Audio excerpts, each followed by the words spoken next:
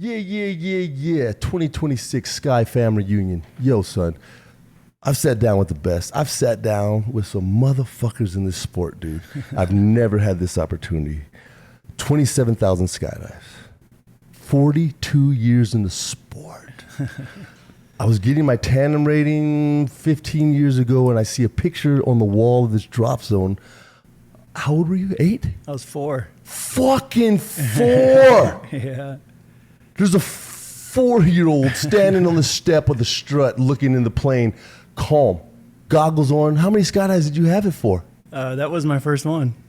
And you didn't give a flying fuck? Yeah, I was with Pops, you know. He probably shouldn't hurt me. Mom's gonna let him know.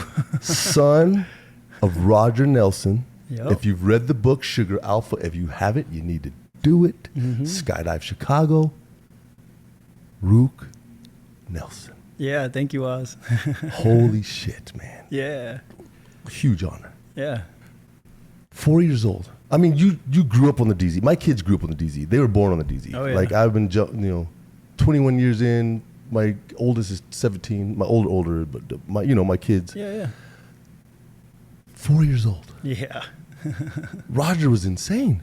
Yeah, I wish I knew the whole story a little bit better, and even my mom doesn't know it that well. And I come up with a kind of, the story I tell is like, I was annoying probably my mom, and she's like, go play with your dad. And so then I would go hang out with Pops, and I probably was annoying him, like, let's go jump. And she's like, oh, convince your mom to let me let my dad take you. And so I guess I was annoying her to the fact, yeah, just get out of the manifest, right? And so then, oh, she okayed it.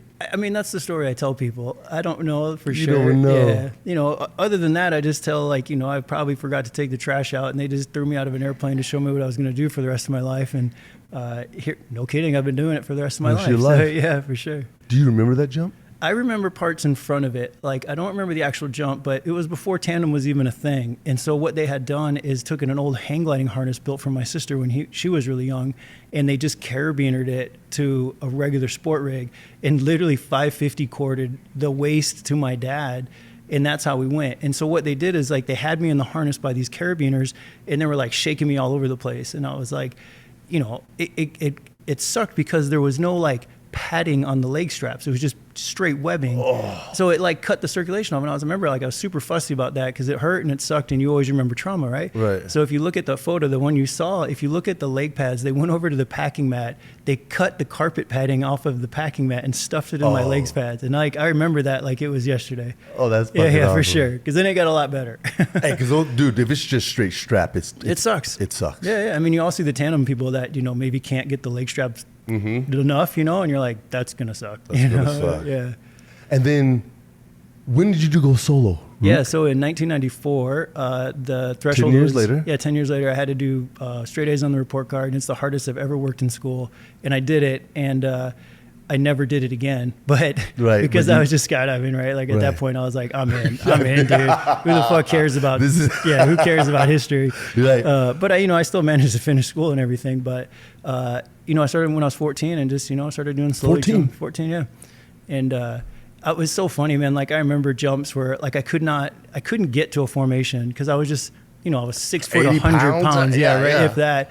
And I remember I could stand fly better than I could fall on my head. So I'd get out and it'd be all my dad's belly jumps, and I would stand down to the formation and then I'd fly over to it, and he's like, what are you doing? I'm like, that's the only way I can get in. You know what I mean? God. Yeah.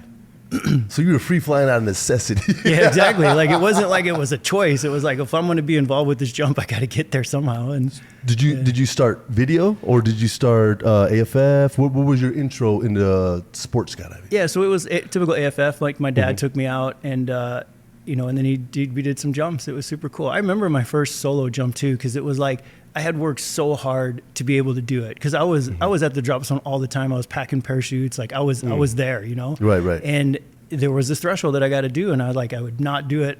One semester I wouldn't do it, and I'm like, fuck, I got it. You know what I mean? So I was really working my ass off. And then when I finally got to do it, and we're going up in the airplane, and we left the airplane, I remember just letting go of that bar, being like, finally, you know what I mean? I'm doing this thing, and it was like, I remember the airplane flying away. I remember exactly what I was wearing. I remember the emotions and the feelings that I had. Yeah. And it was awesome, right? Like, I was fucking doing it. It was cool. Yeah. Yeah. So Why were you fucking up before? Why didn't you get it together? What was it? What's that? Like your grades, you like it took a couple times. It was just hard to apply myself because I was at the drop zone, you know, I was packing, so I was making $900.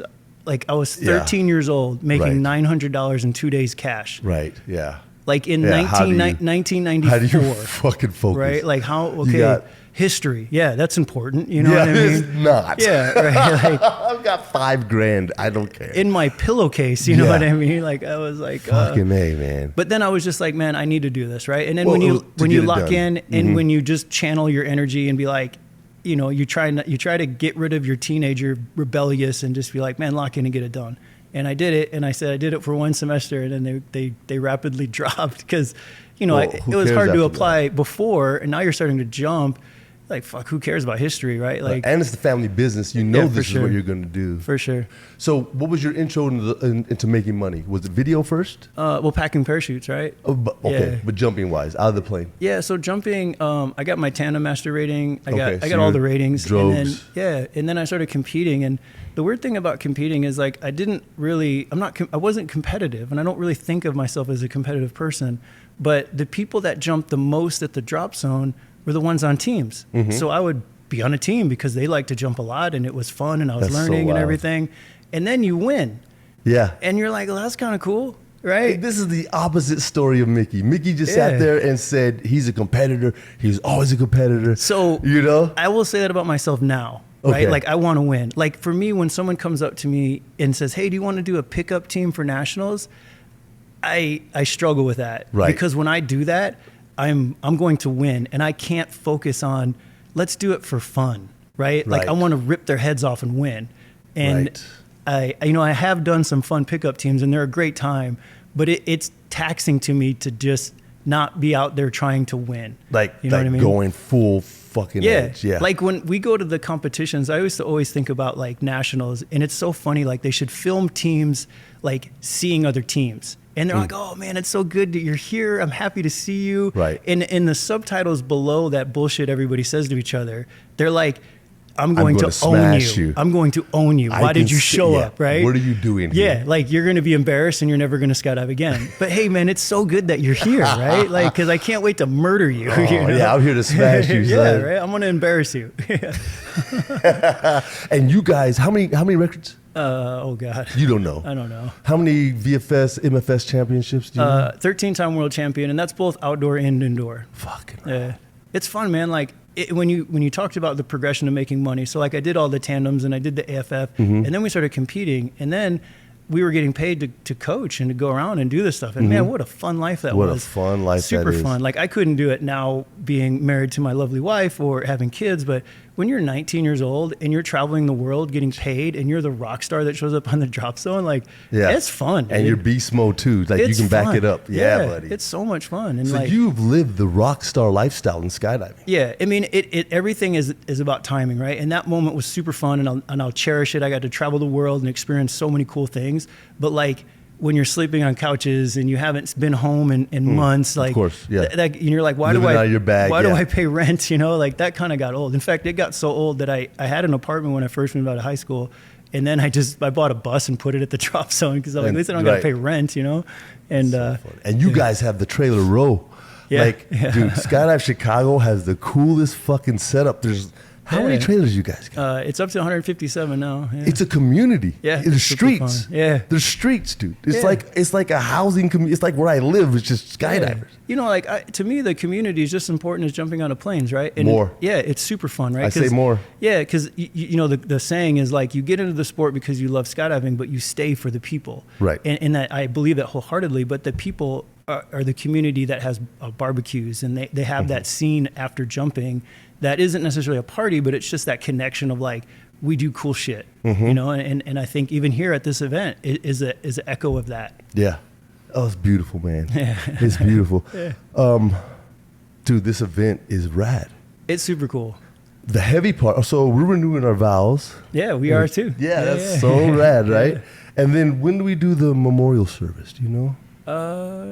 Or is it just the pictures? I think it's just kind of an evolving kind of throughout the night and through the day. God, that's heavy. Yeah, it's pretty rough, right? Like It's rough. Yeah. I stood there. I mean, Yeah. we were checking in, trying to have fun, and I Yeah. fucking broke down. I It's couldn't rough. take it. Yeah. But it's also nice to like be here celebrating those Celebrating. people, right? And So I think that if That's the what I'm trying to get. Yeah, if the public got to see like how we treat that kind of thing, because people like when they watch the news, it's always the trauma plummet, right? I got inducted to the Hall of Fame, and I'll never. Jim Dolan was like, never have the word plummet in your speech, right? Because it Right. pummeled, right? Pummeled, right? right. And you're Oh. just like, yeah. When you think about it, that's the worst thing ever. Right. But here Yeah, we are, pummeled. like raising these people up, and we're letting them live on. Like I saw a picture of my dad on there, and it was super cool. I was really embarrassed I didn't bring one to put on that board. But how cool is it somebody else did, Yeah, right? And I think that is kind of being echoed to a lot of people. You know, oh, I should have done this, and then there's the picture. they are. Right? And it's just neat to raise those people up and to remember them for the rad human beings that they are, recognize that we are in a high-risk thing, and we deal with the most precious commodity, and that's life. And let's live it to the fullest. Let's go. How do we not end it like that? Hey, man, such an honor. Yeah. Any advice for new jumpers, man, that want to take it there? Yeah. I think it's important that you don't forget about why you jump, right? Like jump because it's fun and you live in the moment, and it's just a really cool thing to do that allows you to experience life to the fullest, right? It's not doom scrolling on a phone. It's not anything, but I think people that get into skydiving, you know, they might do it for a reason they're not uncertain of, but they should just stay true to their beliefs and just remember to not lose the fun. And when you Right. jump out of an airplane, like to 99% of the people of the world, the fact that you jump out of an airplane and land safe, you're a fucking rock star. Right. You know, like you don't have to be, Rook. yeah. Sure, you don't have to be me or like Right. this, but man, you know, it's funny to say that. I won't tie up too much time, but like, if you've been doing something since you were 4, you better be fucking good at it. You better be. You better be good, or you should have career changed a long time ago. But I just think that people that get into sport, remember the fun and don't ever lose that, because a lot of people, they struggle and they're like, man, I'm just not good. Well, when do you become good, right? Like, what do you have to Never. do? Because you are your own biggest critic, Right. right? You're never going to reach the pinnacle that you're going to set for yourself. And that's cool because that gives you drive and things to work on, and just always try to Right. be better, and don't be content. But don't let that surpass of like, I suck at skydiving, because like, if you want me to teach you how to do something in skydiving so that you're good, tell me what that is and I'll do it for you. Right. Right. But there's nobody can answer that question, right? You're just Right. like, I don't know. Well, just don't die. And you're, to me, a fucking hero. Have fun. My thing is have fun. Yeah, for sure. Enjoy it, man. Realize what you're doing, the risk you're taking, and that it was successful. I don't care if you got the 6th point. Yeah. Were you there with your friends? You know what I 100%. mean? Yeah. it's beautiful. Yeah. Mr. Nelson, Yeah. Thank you, Waz. I respect. Appreciate you, brother. WazzyCircus Radio 2026 Sky Family Union. Baby, let's go. Thank you for hanging out. Let's go.